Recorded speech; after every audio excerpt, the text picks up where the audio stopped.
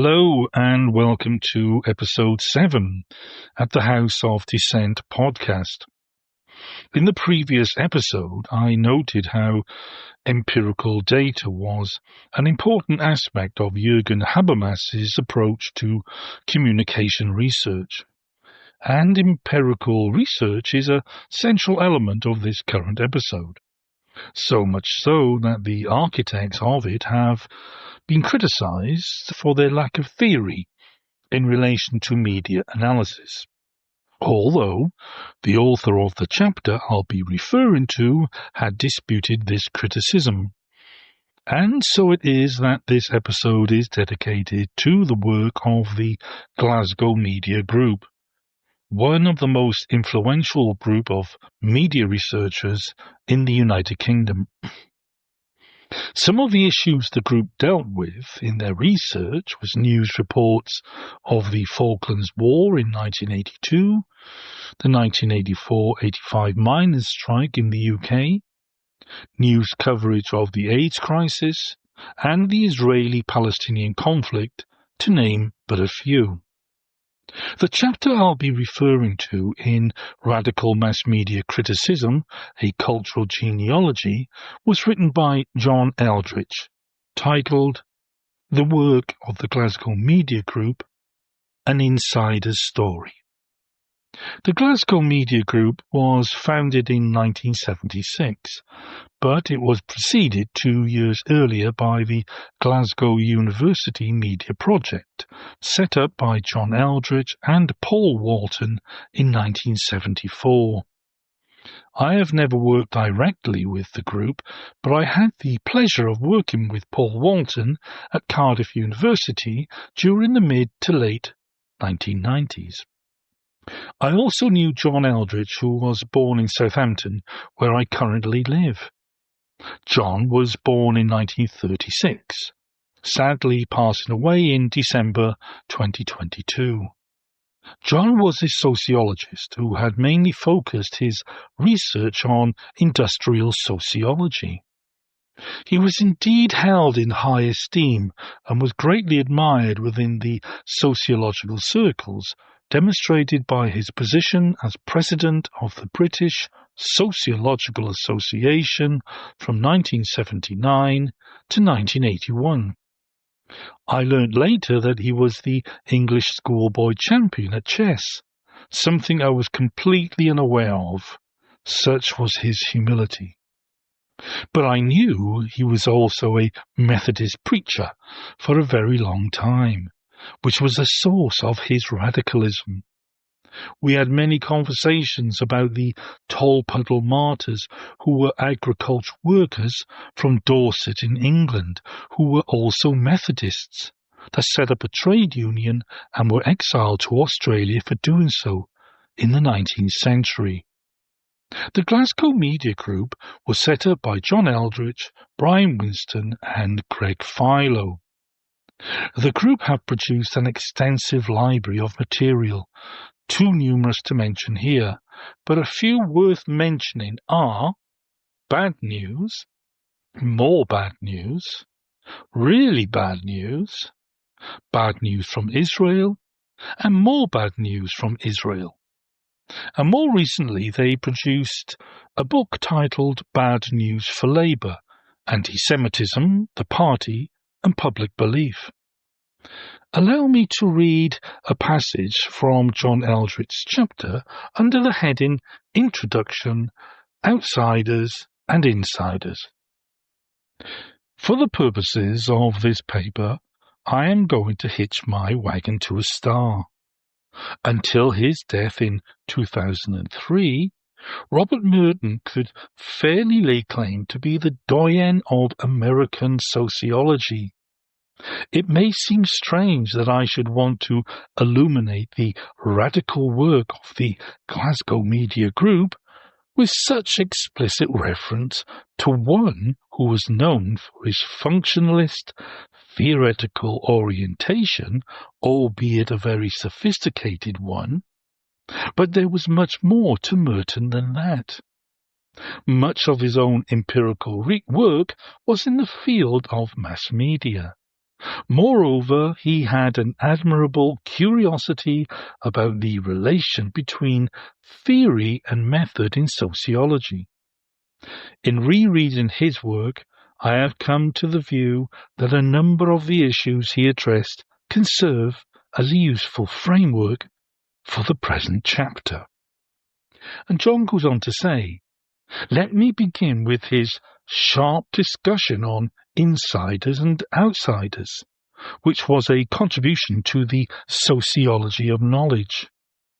Unsurprisingly, he treats this in structural terms, saying, insiders are the members of specified groups or collectivities or occupants of specified social statuses.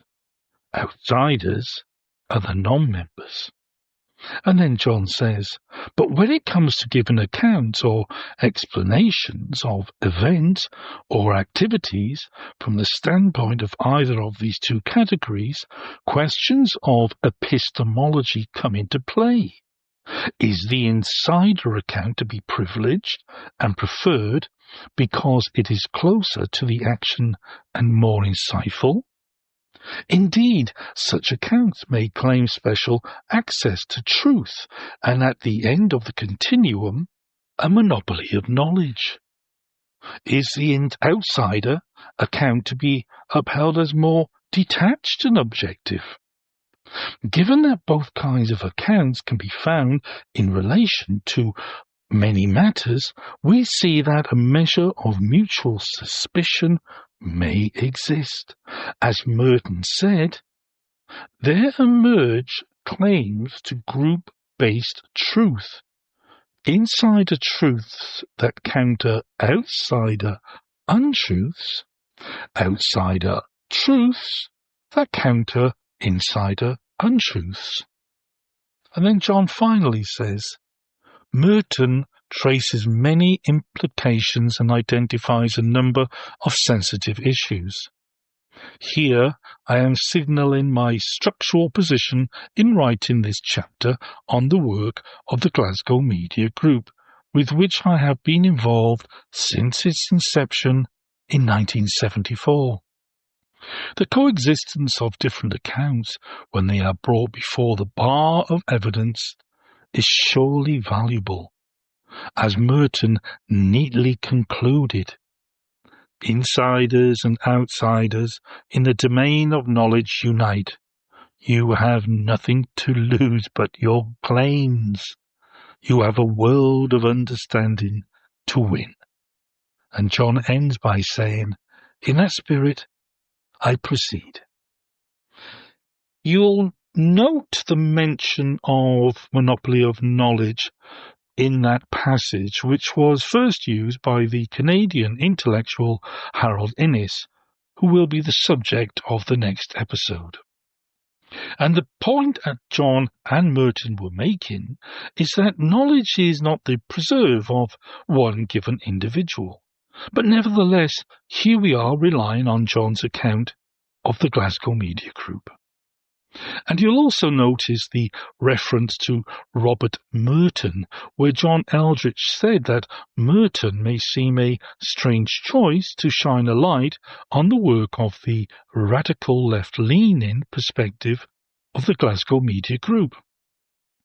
Robert Merton was an influential American sociologist, adhering to a functionalist approach to research and combining it with empirical analysis. Along with Paul Lazarsfeld, they both used quantitative and qualitative analysis as research methods. Theodor Adorno from the Frankfurt School worked with Lazarsfeld at the Radio Project in the United States and would eventually depart, offering his critique of Lazarsfeld's approach to communication as he did so. Listeners may recall in episode 5 I detailed the Frankfurt School's critical theory was an alternative to traditional theories, because they claimed the latter failed to critique the power structures in which they operated. Lazarsfeld was an empiricist, and Merton's functionalism are both the types of traditional theories the Frankfurt School had in their sights. Merton would eventually develop middle-range functionalism theory and empirical research, thus uniting theory and empirical studies.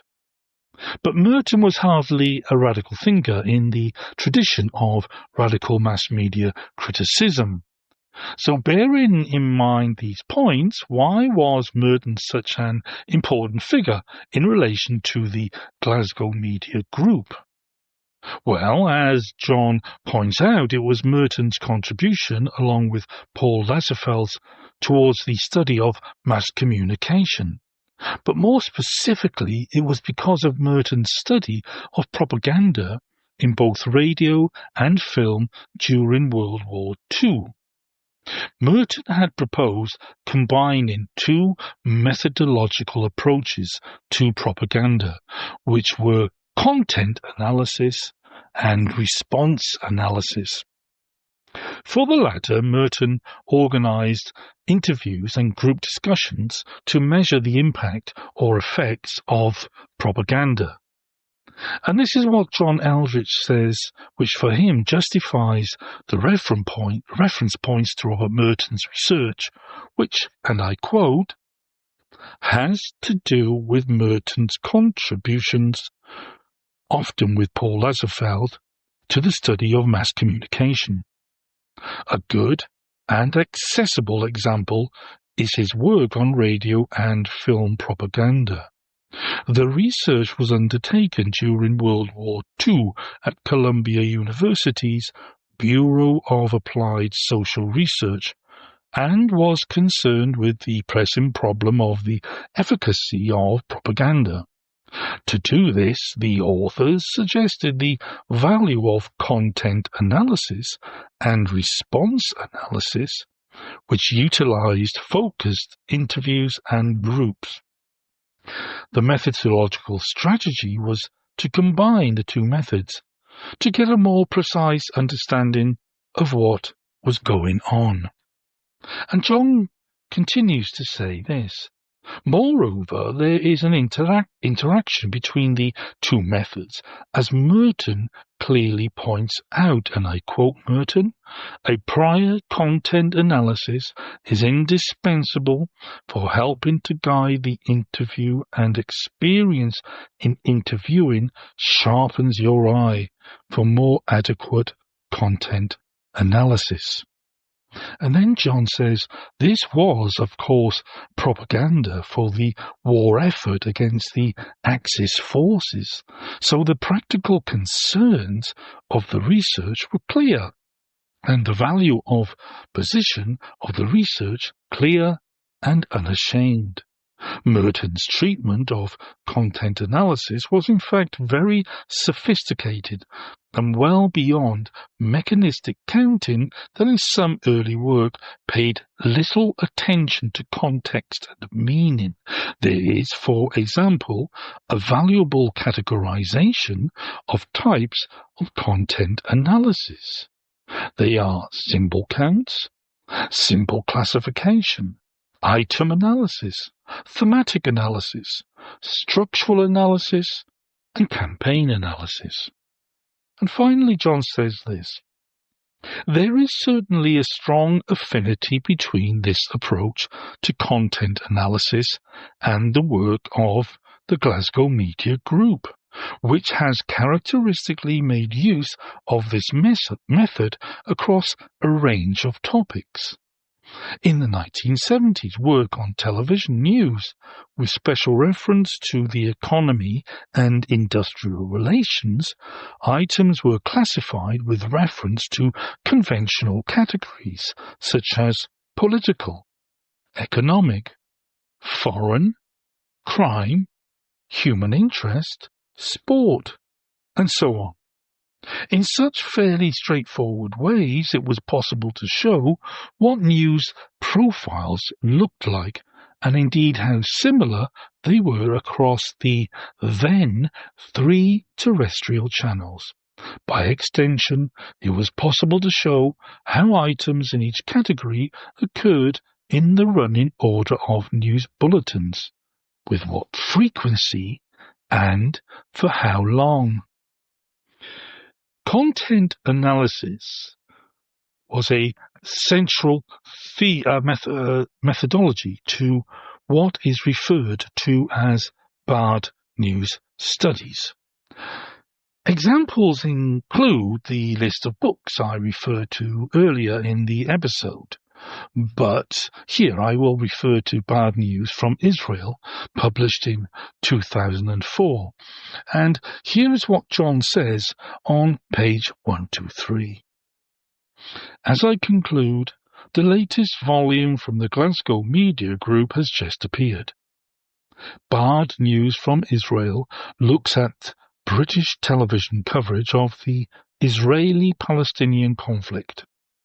The content analysis of the coverage shows a failure to deal with the history of the conflict, or give an account of underlying causes. Hence, public understanding of what is going on was typically limited. Indeed, some focus group members believed it was the Palestinians who were the occupiers in the Gaza Strip and the West Bank. It is not only knowledge but ignorance that can be socially constructed.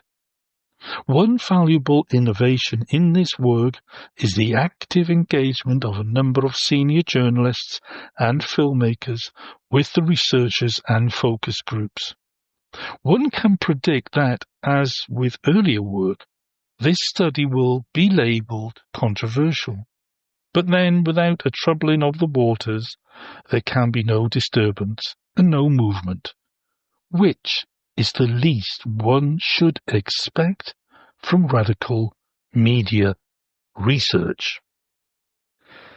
So this study combines content analysis of news along with focus groups with the intention to understand, not propaganda in the way that Merton used it, but to understand the relationship between the production and consumption of news.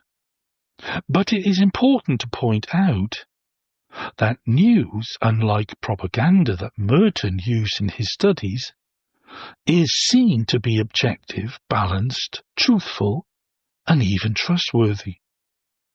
The Glasgow Media Group are fully aware of the public's concern over the quality of news and its influence for helping to form public opinion, which intensifies when it comes to the BBC, which traditionally has held a privileged position within British culture.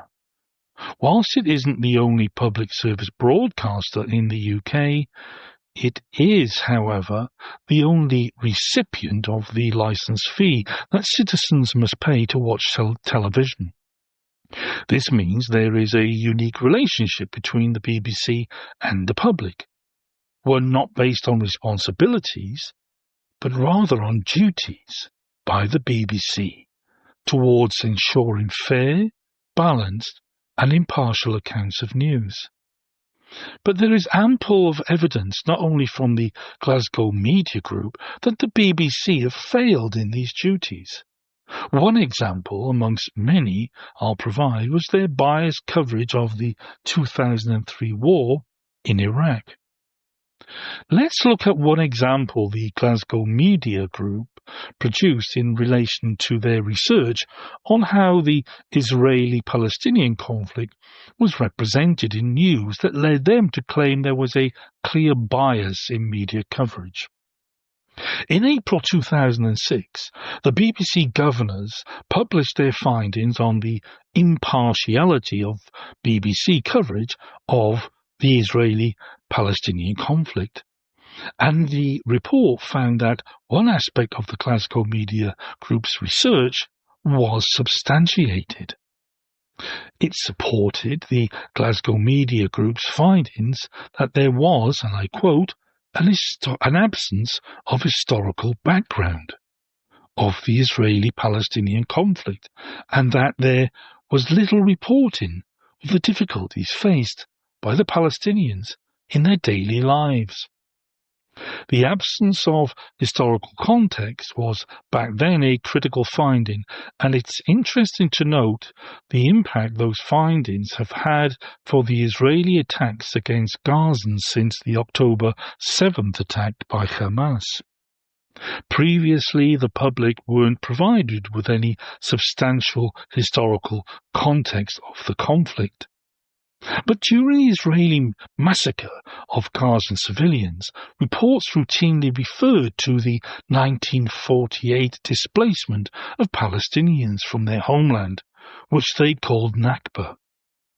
This was when Jews forced Palestinians to leave their homes and homeland. Just imagine for one moment if you were forcibly removed from your house, only for it to be occupied by vandals, and then forced to leave on foot to find a new home.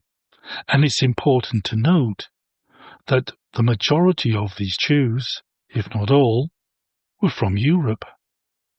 Another important point to make, and this is in today's context, with the internet in full flow, is the word Zionism has come to the fore in mainstream news reports in the UK. But nowhere has it been substantially differentiated from the word Judaism. However, there are plenty of videos on the internet, many of which are produced by Orthodox Jews, waving Palestinian flags, criticizing Zionism and contrasting it with Judaism. The public now have more access to varying accounts on the differences between Zionism as a political ideology and Judaism as a religion rich in theological and cultural heritage. But the mainstream media continue to fail to explain this incredibly complex issue between Zionism and Judaism. The BBC's report I referenced ended by stating, and I quote, "We found that the BBC output does not consistently give a full and fair account of the conflict. In some ways, the picture is incomplete, and in that sense, misleading." The Glasgow Media Group also found that news reports were full of generalisations, and also they seemed to be aware, or unaware rather, that this was exactly the point raised by the Austrian satirist Karl Kraus in the early part of the 20th century. Listeners may recall I dedicated episode 3 to Karl Kraus. The first chapter of Bad News from Israel is titled Histories of the Conflict and includes the origins of political Zionism. The founding figure was Theodor Herzl, who was also a journalist for the Vienna newspaper Neue Freie Presse. Once again, in episode 3, I detailed how Karl Kraus, himself a Jew, despised Herzl for founding Zionism. And what is more, Kraus despised the Neue Freie Presse, which was the target of his satire in his journal, Die Fackel. But getting back to the Glasgow Media Group, they produce a detailed history of the conflict, which had been ignored by many journalists in the mainstream media. Of course, it's not possible to provide detailed accounts of history in news reports, but it is possible to include brief, important reference points that provides readers and viewers with an historical context. And the BBC's website, like any other news website, offers the opportunity to include further reading to understand the historical context of the conflict. But historical contexts aren't enough to provide a complete picture of the conflict. And many of the news outlets, such as the British tabloids, for example, don't even provide that. There are contemporary issues that are also provide evidence why Palestinians are rightfully resentful towards the Israelis. For example, what is called administrative detention is a system designed to imprison Palestinians without charge, and this barely registers at all within large parts of the British media. Viewers must watch broadcasters such as Al Jazeera, who constantly report upon the Israeli forced imprisonment of Palestinians. Men, women, and children are all detained. So here are my two questions. First, why is administrative detention not seen as a reason for Palestinian resentment and reported on? And two, why hasn't there been an in-depth British media investigation into it? I want to end by referring to the Glasgow Media Group's latest book. It's titled Bad News for Labour, Anti-Semitism, the Party and Public Belief, and Al Jazeera's investigation into the allegations of anti-Semitism within the British Labour Party. At its core, the book is the story of the claims by the media and the political establishment that under the leadership of Jeremy Corbyn, the Labour Party had become anti-Semitic. The book details how spurious these claims are. Together with Al Jazeera's three-part documentary called The Labour Files, they both provide evidence of how the British media and political establishment sought to discredit Corbyn. Regardless of the Glasgow Media Group and Al Jazeera, it's clear to me that Jeremy Corbyn is the most vilified leader of the Labour Party in its entire history. Now, why is this, and why scandalise Corbyn by accusing him of being anti-Semitic when quite clearly he isn't? You only have to watch part 2 of the Labour Files by Al Jazeera to see how often Corbyn states publicly that he stood against anti-Semitism and racism in all its forms. But the media only reported that he was against racism in all its forms, and he ignored his many public comments that he was against anti-Semitism.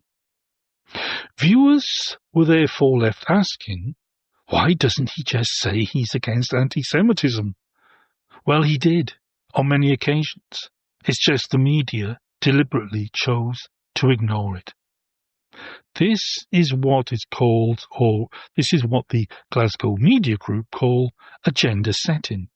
In other words, creating the linguistic environment that creates public opinion. And it worked. So much so that the poorest in the UK resented Corbyn with a hatred hitherto unknown and voted for a privileged Etonian, an Oxford member of the Bullingdon Club, as the next Prime Minister of the United Kingdom.